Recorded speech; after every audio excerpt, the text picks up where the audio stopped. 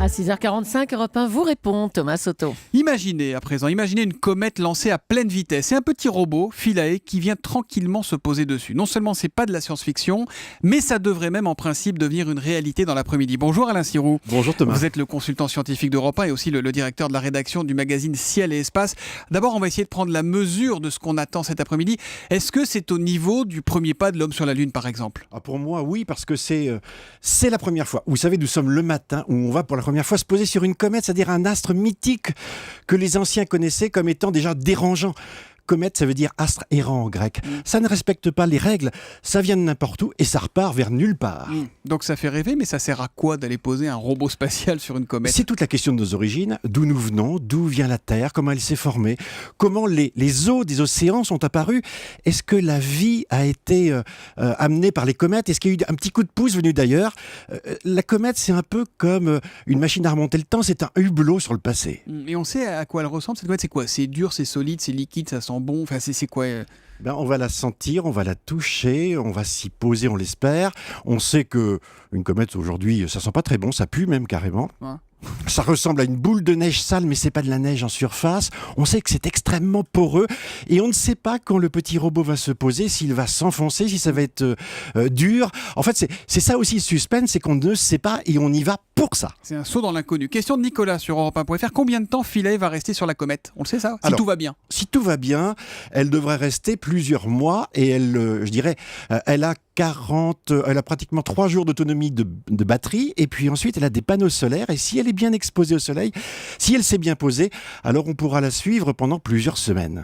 Et il va revenir sur Terre après le petit robot ? Pas du tout, le petit bon robot se pose et en fait c'est un robot inerte, c'est-à-dire que il y a une sonde qui s'appelle Rosetta qui tourne autour de la comète, elle est arrivée après 10 ans de voyage en août et Philae c'est un petit atterrisseur qui va être largué. Il y a un petit module qui va sortir de Rosetta, c'est un petit module qui à 9h50, on devrait le savoir à ce moment-là, va être largué et puis ensuite il va descendre doucement vers la comète et en fait ce qui est passionnant, extraordinaire, c'est que tout bouge. C'est comme si Michael Jordan devait lancer un panier, mais lui bouge, le ballon tourne, le plancher bouge, tout bouge, y compris le filet. Et pourquoi on a choisi cette comète-là ? Alors parce qu'elle correspond à des critères astronomiques. Elle est bien connue, elle tourne en 6 ans autour du Soleil. Et puis surtout, il fallait que le voyage soit possible. C'est-à-dire qu'en lançant avec Ariane 5 cette petite sonde, Rosetta, ça ne met pas 20 ans pour y arriver. On a juste mis, entre guillemets, 10 ans. Ouais, ce qui est quand même pas mal. Et ça avance à quelle vitesse une comète dans l'espace ? Ça se déplace très vite, j'imagine. Alors, ça se déplace très vite. Actuellement, elle file à 55 000 km/h. Elle est assez loin parce que une comète, en fait, c'est composé d'un noyau. Et puis, quand elle s'approche du Soleil, je vous ai dit, c'était une boule de neige sale. Elle commence à fondre, les glaces se subliment, on a ce qu'on appelle une chevelure et la queue de la comète. Donc il y a un petit danger à être très près, il faut être loin. En principe, notre ami Philae va se poser vers 16h30, je parle sous votre contrôle. Ça va être quoi le moment le plus sensible cet après-midi, le plus délicat ? Il y en a 2. Il y a dans quelques heures, ça sera donc vers 9h30 le largage, parce qu'encore une fois, il n'y a pas de moteur, donc c'est vraiment ce qu'on appelle balistique. Et puis ensuite, quand elle va se poser, parce que l'ellipse sur laquelle elle doit se poser est extrêmement étroite, il y a des cailloux, le terrain peut être en pente. C'est comme si vous traversez la rue et je vous dis, Thomas, vous avez 80% de chance d'arriver vivant de l'autre côté. Est-ce que vous tentez le pari ? Si c'est Philae, oui. Si c'est moi, on en discute. Est-ce qu'on aura des images ? Est-ce qu'on va en recevoir, en tout cas en direct ou un peu plus tard ? Alors ça, c'est la première chose qu'on attend. Vers 19h, un panorama complet, total, à 360 degrés. Ça sera le premier paysage extraterrestre en provenance d'une comète.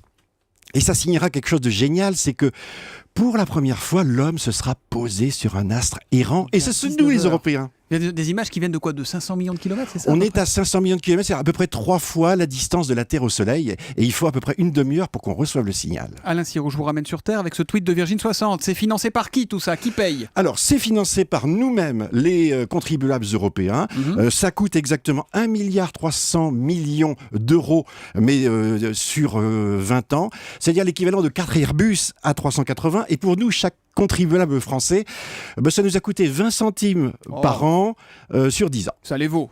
On sent que vous êtes un peu de parti pris, mais ça les vaut. Est-ce qu'un jour, un homme posé sur une comète, c'est possible ou là, c'est vraiment de la science-fiction? Non, c'est pas de la science-fiction. C'est sans doute une des destinations futures des astronautes avant qu'ils aillent sur Mars, par exemple. Ça, c'est beaucoup ça plus sera lointain. l'étape intermédiaire. Ah oui, parce que les comètes sont des astres d'abord qui peuvent nous menacer. On pourrait rentrer en collision, ou en tout cas une comète. On saurait les nous détruire percuter. aujourd'hui s'il y avait des comètes Non. qui arrivaient sur la Terre. On sait pas Aujourd'hui, faire. non. On subit. Non, c'est pour ça qu'il faut qu'on connaisse leur composition, qu'on sache comment les dévier, et ça ferait partie d'une mission de se poser dessus. Dernière question, Alain Sirou. On atterrit sur Terre, on alunit sur la Lune et sur une comète. On se pose. On fait ce qu'on peut. On se pose. Ça sera une première. On va devoir inventer un mot. Vous savez, On acométie. la mission est déjà réussie parce qu'on s'est mis autour. C'était le plus difficile. Aujourd'hui, se poser dessus, ça sera la cerise sur le noyau. Merci Alain Sirou d'être venu en direct sur Europe 1. Jolie formule. Je précise qu'on va vivre cette journée avec vous en direct toute la journée sur Europe et que vous avez un nouveau rendez-vous sur europe1.fr. C'est votre chronique de l'espace. Elle s'appelle Enquête de science et la première est justement consacrée à l'Odyssée de Rosetta. C'est donc sur europe1.fr. Merci, bonne journée. Merci.